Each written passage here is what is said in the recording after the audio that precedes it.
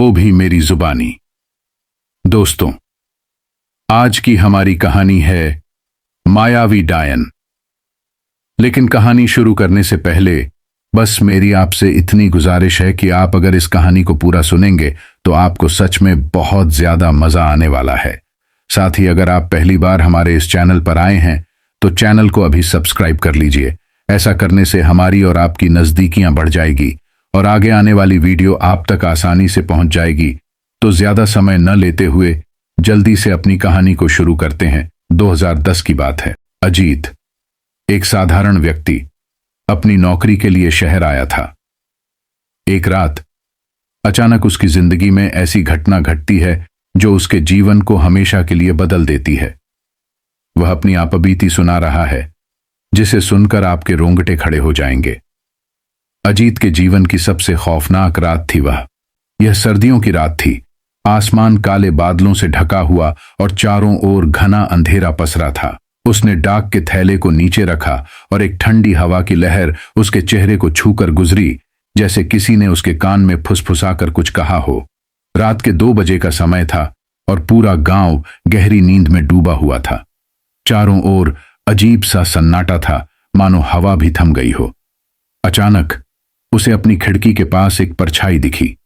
वह परछाई कोई साधारण छाया नहीं थी। अजीत ने महसूस किया कि यह किसी इंसान की नहीं, बल्कि एक अजीब सी आकृति थी जो बिना आवाज किए उसकी खिड़की के बाहर मंडरा रही थी। धीरे धीरे वह आकृति और भी स्पष्ट होती गई। यह एक स्त्री की परछाई थी जिसकी लंबी उलझी हुई बालों की लटें हवा में झूल रही थीं और उसकी आंखें, वह आंखें नहीं बल्कि अंधेरे में 2 लाल अंगारों की तरह चमक रही थीं। अजीत का दिल तेजी से धड़कने लगा। उसे लगा कि उसके पैरों में मानो किसी ने बर्फ डाल दी हो। वे सुन्न हो चुके थे। वह अपनी जगह से हिल भी नहीं पा रहा था। अचानक उस परछाई ने अपने हाथों को खिड़की पर रख दिया और उसकी लंबी उंगलियों की हर नस मानो उसकी ओर इशारा कर रही थी। अजीत ने हिम्मत जुटाकर अपनी आंखें बंद कर लीं और मन ही मन प्रार्थना करने लगा कि यह सब उसका भ्रम हो। लेकिन जैसे ही उसने अपनी आंखें खोलीं, वह परछाई खिड़की के और भी करीब आ चुकी थी, मानो उसके कमरे में घुसने का रास्ता खोज रही हो। उसने देखा कि उस परछाई के होंठ धीरे धीरे हिल रहे थे, लेकिन उसकी आवाज इतनी धीमी और अस्फुट थी कि अजीत समझ नहीं पा रहा था कि वह क्या कह रही है। फिर भी उसके कानों में एक अस्पष्ट और ठंडी आवाज गूंज रही थी। अजीत। यह सुनते ही अजीत का खून जैसे जम गया। उसे महसूस हुआ कि यह कोई साधारण परछाई नहीं, बल्कि कोई दुष्ट आत्मा है जो उसे ढूंढते हुए आई है। उसकी हिम्मत जवाब देने लगी और सांसें तेज हो गईं। उसने अपने थरथराते हाथों से खिड़की को बंद करना चाहा, लेकिन जैसे ही वह अपनी जगह से हिला, वह परछाई धीरे धीरे हवा में विलीन होने लगी। मगर उसकी लाल आंखें आखिरी पल तक अजीत पर ही टिकी रहीं, जैसे उसे कोई चेतावनी दे रही हों कि यह सिर्फ शुरुआत है। अजीत उस रात की घटना से पूरी तरह सहमा हुआ था। उसने अपने आप को यह समझाने की कोशिश की कि शायद यह सिर्फ उसका वहम था।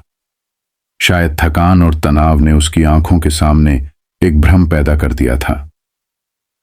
लेकिन अगले ही दिन जैसे ही रात का अंधेरा गहराने लगा, उसके अंदर एक अनजानी बेचैनी बढ़ने लगी।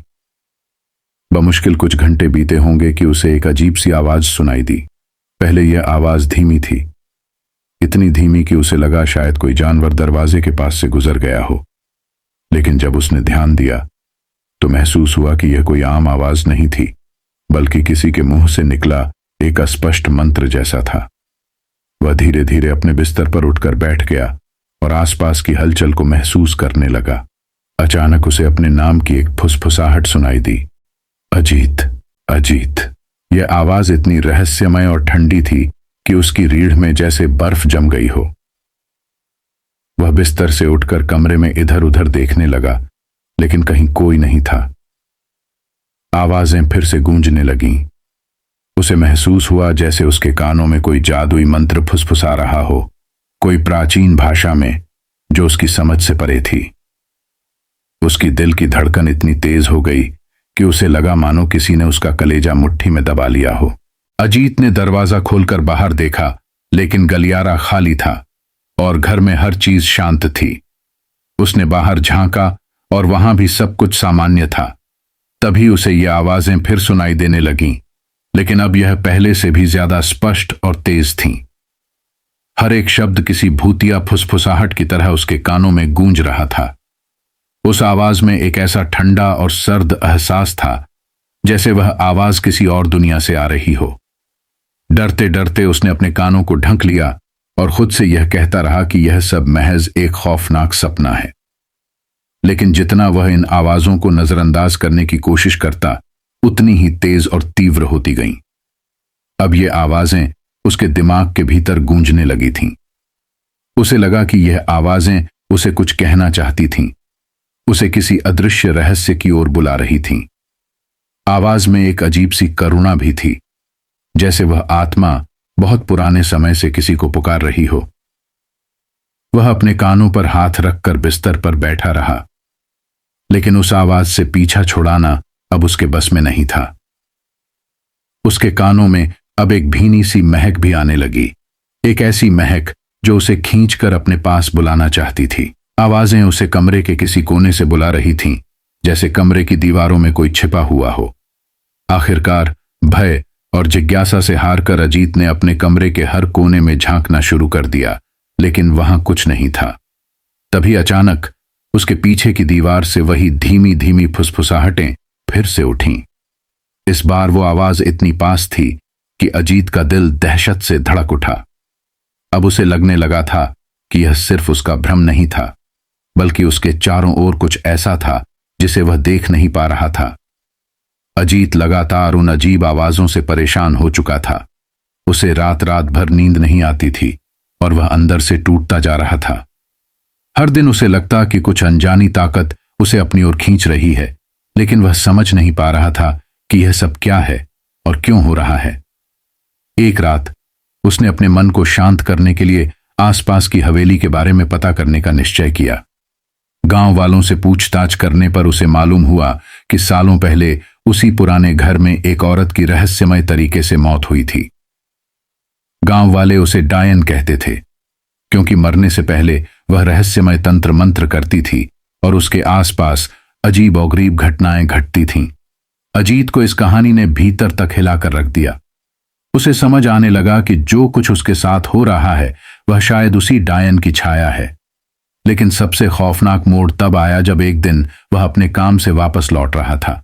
उसने डाक के लिफाफों को चेक किया तो उनमें एक चिट्ठी उसके नाम की थी। यह देखकर उसके होश उड़ गए, क्योंकि कोई भी उसे कभी कोई चिट्ठी नहीं भेजता था, और वह चिट्ठी का लिफाफा पूरी तरह से पुराना और मटमैला था, मानो वर्षों से कहीं छुपा हुआ था। कांपते हाथों से उसने चिट्ठी खोली। उस पर सिर्फ काले स्याही से एक संदेश लिखा था, तुम्हें मुझसे नहीं बच सकता अजीत, मैं लौट आई हूं। उसके चेहरे पर पसीने की बूंदें छलक आईं। यह कैसे हो सकता है? उसने इधर उधर देखा कि शायद कोई उसे मजाक में यह सब भेज रहा हो, लेकिन वह अकेला था। उसने चिट्ठी को फिर से ध्यान से पढ़ा। उसमें आगे लिखा था, मैं तुम्हें देख रही हूं, तुम्हारी हर सांस, तुम्हारा हर कदम, मैं सब महसूस कर रही हूं। मेरे श्राप से तुम नहीं बचोगे। ये शब्द मानो जिंदा थे, उसकी ओर बढ़ रहे थे, और उन्हें पढ़ते ही उसकी रूह कांप उठी। अजीत ने चिट्ठी को फेंकने का प्रयास किया, लेकिन जैसे ही उसने ऐसा किया, उसके हाथ मानो जम से गए। उसकी उंगलियां उस चिट्ठी पर बंधी रहीं और उसकी आंखों के सामने उस डायन की छवि उभरने लगी। उसे महसूस हुआ कि वह अभी भी आसपास है, उसकी हर हरकत पर निगाह रख रही है। उसने किसी तरह खुद को संभाला और चिट्ठी को अपनी जेब में रख लिया, मगर डर की लहरें उसके दिल में घर कर चुकी थीं। अजीत ने उस रात बिस्तर पर लेटे हुए अपने कमरे की हर छोटी से छोटी आवाज को सुनने की कोशिश की। कमरे में एक अजीब सी ठंडक थी, मानो हवा में कोई खतरनाक सन्नाटा घुल गया हो। उसके मन में बार बार यही सवाल उठ रहे थे, क्या सच में वह डायन वापस लौट आई थी? क्या यह सच में उसी का श्राप था जो उसे अपने शिकंजे में जकड़ रहा था? हर पल उसे ऐसा महसूस होने लगा कि जैसे कोई उसे देख रहा है, कोई उसकी हर सोच, हर भाव को भांप रहा है। उस संदेश का हर शब्द उसके दिमाग में गूंजता रहा और उसे यह यकीन होने लगा कि अब उसकी जिंदगी में चैन कभी नहीं लौटेगा। अगली सुबह जब वह फिर से काम पर जाने लगा तो उसे अपने थैले में एक और चिट्ठी मिली। इस बार भी यह बिना किसी पते की थी और उसमें लिखा था, तुम्हारी आत्मा अब मेरी है, तुम्हारा अंत करीब है। अब तक अजीत को यह यकीन हो गया था कि वह किसी भयानक साए के कब्जे में है। अजीत अब तक पूरी तरह भय के साए में जीने लगा था। उसके दिन सूने और रातें बेचैन हो चुकी थीं। हर रोज उसके थैले में एक नई चिट्ठी आती, हर एक में वही संदेश होता, उसकी आत्मा डायन के कब्जे में है। एक रात जब वह बिस्तर पर लेटा हुआ अपने थरथराते दिल की धड़कन को शांत करने की कोशिश कर रहा था, तभी उसे अचानक कमरे में एक अजीब सी ठंडक महसूस हुई। उसके चारों ओर का वातावरण जैसे धीरे धीरे बर्फीला होने लगा। उसकी सांसें भारी हो गईं और आंखें खुली की खुली रह गईं। तभी एक हल्की सी आवाज उसके कानों में पड़ी, एक धीमी खुरदरी हंसी जो सन्नाटे में गूंज रही थी। अजीत ने हिम्मत जुटाकर आंखें खोलीं और जो उसने देखा उसकी कल्पना भी उसने कभी नहीं की थी। उसके कमरे के कोने में एक परछाई बनती जा रही थी, पर यह परछाई स्थिर नहीं थी। यह धीरे धीरे एक स्त्री का रूप ले रही थी। यह वही डायन थी। उसके लंबे बिखरे हुए बाल उसके चेहरे को आधा ढक रहे थे और उसकी आंखें लाल अंगारों की तरह जल रही थीं। उसकी त्वचा सफेद और मरी हुई लग रही थी, मानो वह किसी कब्र से बाहर निकल कर आई हो। उसके होंठों पर एक भयानक मुस्कान थी और उसका चेहरा एक भयानक खौफ से भरा था। अजीत का शरीर जैसे सुन्न हो गया। उसे लगा कि वह चीख भी नहीं सकता, जैसे उसके गले में कुछ अटक गया हो। उसकी धड़कन रुकने लगी थी और वह पसीने से तरबतर हो गया। डायन ने धीरे धीरे उसके बिस्तर की ओर बढ़ना शुरू किया। उसके पैर जमीन को छू नहीं रहे थे, वह मानो हवा में तैर रही थी। उसकी हर एक चाल में एक भयावह ठंडक थी।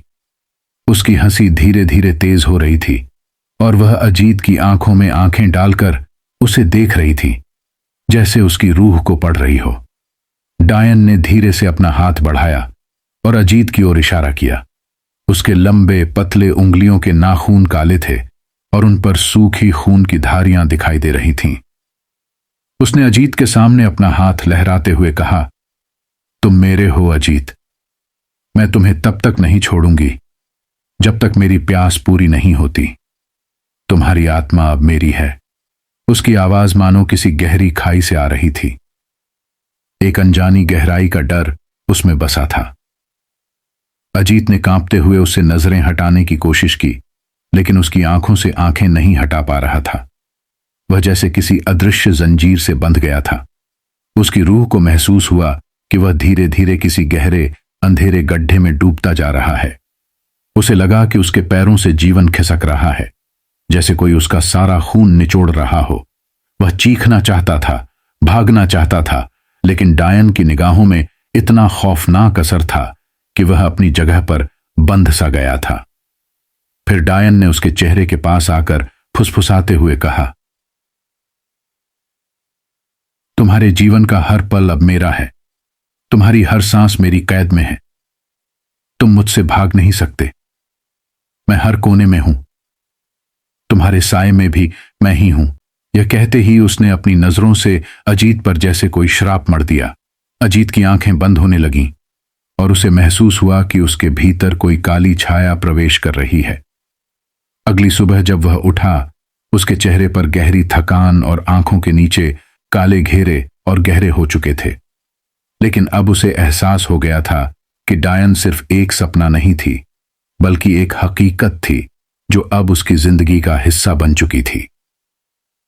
डायन के भयानक प्रकट होने के बाद अजीत की जिंदगी में जैसे कहर बरस गया।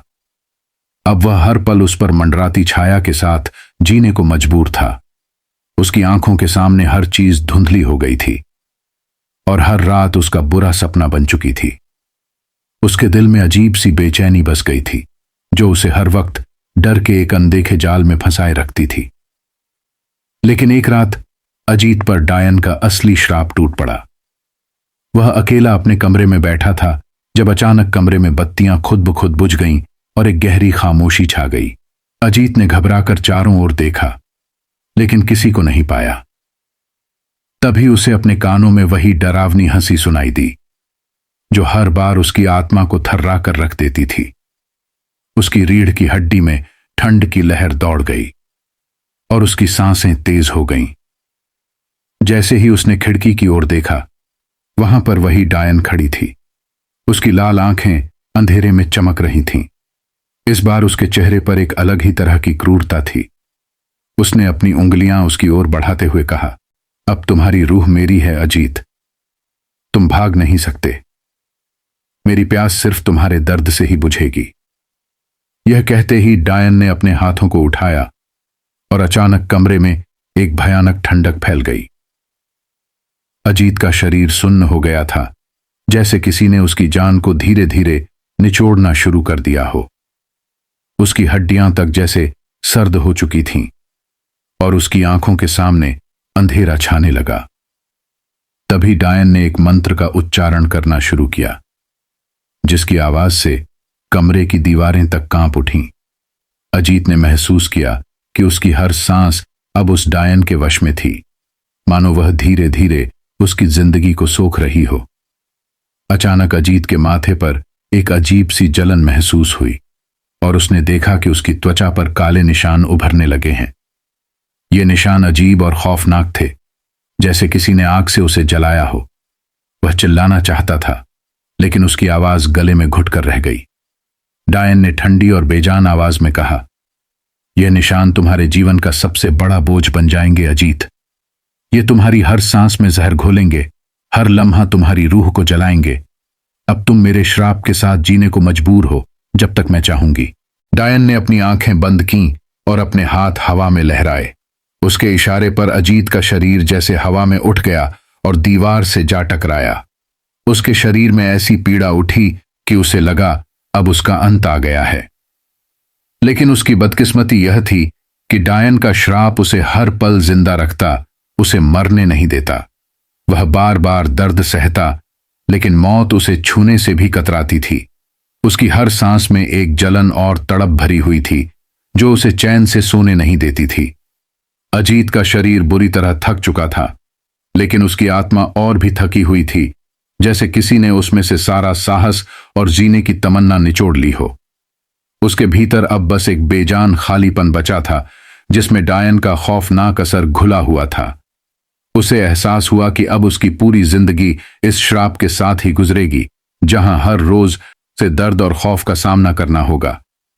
डायन की भयानक आवाज अब भी उसके कानों में गूंज रही थी, तुम अब मेरी कठपुतली हो अजीत, मैं तुम्हारे हर दर्द में बसी रहूंगी, तुम्हारे हर घाव में मेरा नाम होगा। और उस रात के बाद से अजीत को यह महसूस हुआ कि अब वह अपनी जिंदगी कभी खुद के लिए नहीं जी सकेगा। अजीत डायन के श्राप से अब पूरी तरह टूट चुका था। हर रोज उसकी आत्मा और शरीर जैसे कसमसाने लगे थे, जैसे किसी अंधेरे में घिर गए हों, जहां से कोई बच निकलने का रास्ता नहीं था। लेकिन एक रात दर्द और भय की इस अंधेरी कैद से निकलने की सोच ने उसके भीतर जरा सी हिम्मत जगा दी। उसने तय किया कि अब उसे इस डर और श्राप से हमेशा के लिए छुटकारा पाना ही होगा। गांव के बुजुर्गों से उसने सुना था कि किसी भी आत्मा से बचने का एक तरीका होता है, एक ऐसा उपाय जो उस आत्मा की शक्ति को तोड़ सकता है। उसके मन में एक आशा की किरण जगी और उसने अपनी जान की परवाह किए बिना उसी रात गांव के मंदिर जाने का निश्चय किया। मंदिर तक पहुंचने का रास्ता संकरी पगडंडियों और घने जंगलों से होकर गुजरता था, जो रात के अंधेरे में और भी डरावना हो गया था। हर कदम पर उसे ऐसा महसूस होता जैसे कोई उसकी हर हरकत पर नजर रखे हुए है, जैसे उसकी परछाई खुद एक शैतान बनकर उसके साथ चल रही हो।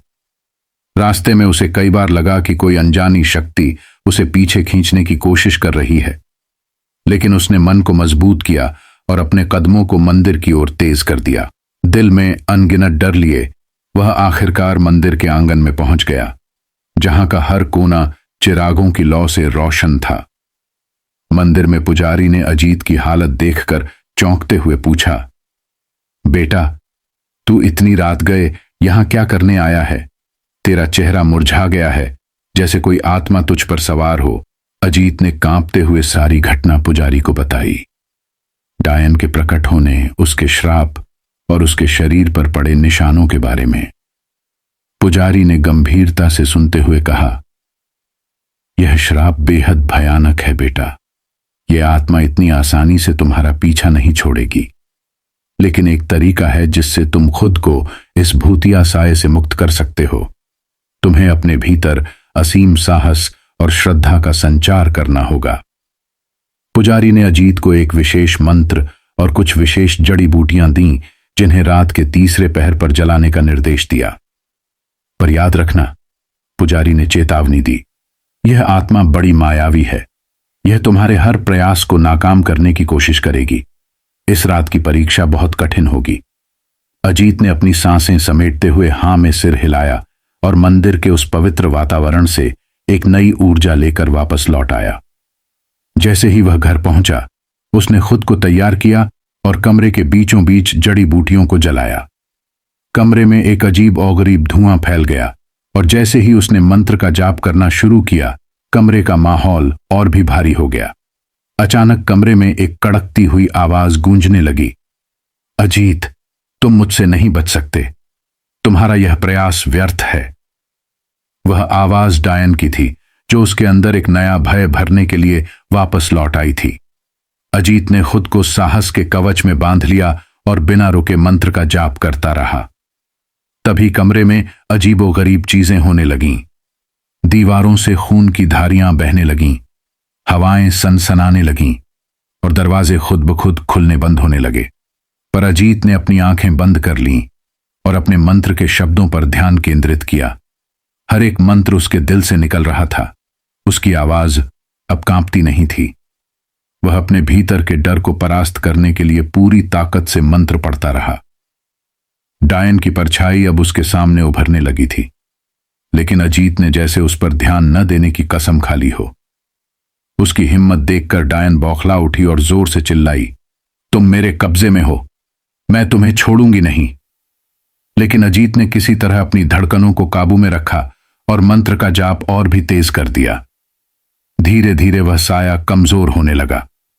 अचानक एक पल आया जब उसकी चीखें थम गईं और अजीत को ऐसा लगा मानो कमरे से सारी ऊर्जा धीरे धीरे खिंचकर बाहर जा रही हो।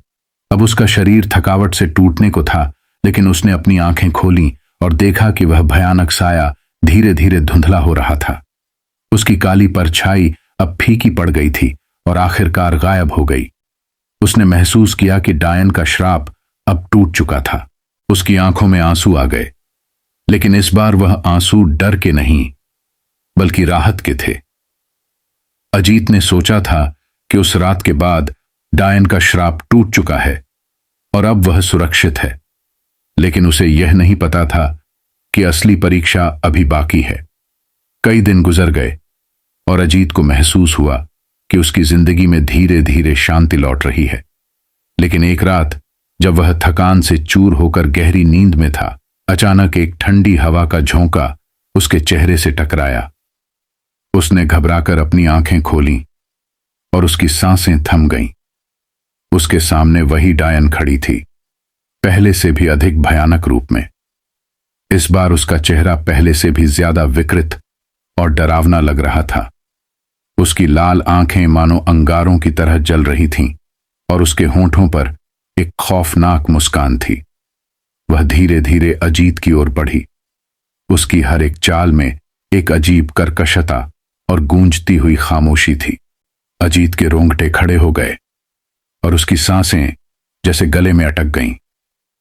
यह डायन किसी भी कीमत पर उसे नहीं छोड़ने वाली थी और इस बार वह उसे अपने साथ ले जाने के लिए आई थी। अजीत ने अपने भीतर बचे खुचे साहस को जुटाया और कांपती आवाज में बोला, तुम्हारा श्राप तोड़ दिया है मैंने, अब मेरा पीछा छोड़ दो। डायन ने जोर से अट्टहास किया।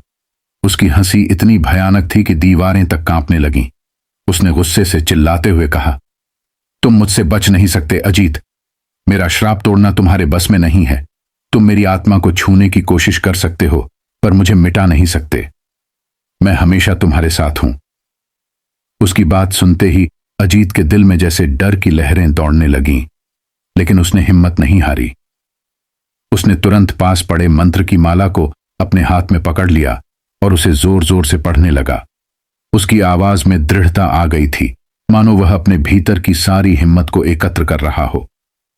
लेकिन डायन पर उसका असर नहीं हो रहा था। वह और नजदीक आ रही थी। उसकी आंखों में अब आग के शोले भड़क रहे थे। उसने हाथ बढ़ाया और अजीत की गर्दन को कसकर पकड़ लिया। अजीत को महसूस हुआ जैसे उसका गला दबता जा रहा हो। उसकी सांसें थमने लगीं और वह अजीब सी घुटन से तड़प उठा। अजीत ने अंतिम प्रयास में अपनी पूरी ताकत जुटाई और जोर से मंत्र का जाप जारी रखा। उसकी आंखों से आंसू बह रहे थे और उसका शरीर थकान से टूटने लगा था, पर उसने हार नहीं मानी। धीरे धीरे मंत्र की गूंज बढ़ने लगी और उसकी आवाज में एक अलग ही शक्ति आ गई। डायन का चेहरा धीरे धीरे क्रोध में बदलने लगा। उसे अपनी शक्ति कमजोर पड़ती हुई महसूस हो रही थी। अजीत ने अपनी पूरी ताकत से मंत्र पढ़ना जारी रखा और आखिरकार डायन ने उसकी गर्दन छोड़ दी और जोर से चीखने लगी। डायन की चीख इतनी भयानक थी कि पूरा कमरा थर्रा उठा। वह अजीत की ओर झपटने लगी, लेकिन हर बार मंत्र की शक्ति उसे पीछे धकेल देती। उसकी आकृति अब धुंधली होने लगी थी, मानो किसी तेज रोशनी में पिघल रही हो।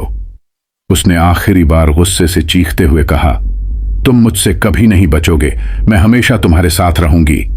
और फिर उसकी छवि धुएं में बदलकर हवा में विलीन हो गई। अजीत बुरी तरह हांफते हुए नीचे गिर पड़ा। उसके शरीर पर पसीना था, दिल की धड़कनें तेज थीं, पर उसे एक गहरा सुकून महसूस हुआ। उस आखिरी भयानक मुकाबले के बाद उसने डायन से हमेशा के लिए छुटकारा पा लिया था। कमरे में अब खामोशी थी, लेकिन अजीत की आंखों में संतोष और राहत की चमक थी।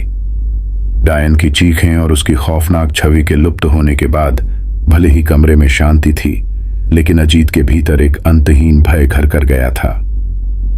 डायन के आखिरी शब्दों ने उसकी आत्मा पर ऐसा असर छोड़ा कि वह एक स्थायी डर की छाया में जीने को मजबूर हो गया।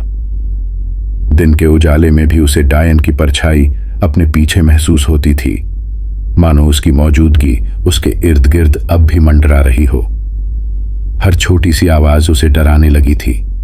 हवा का हल्का झोंका, खिड़की की दरार से छनती धूप और सन्नाटे में गूंजता सन्नाटा, हर चीज अब उसे खौफ से भर देती थी। अजीत की जिंदगी पहले जैसी नहीं रही। वह लोगों के बीच होते हुए भी अकेला महसूस करता था। हर चेहरा उसे उस भयानक रात की याद दिलाता था।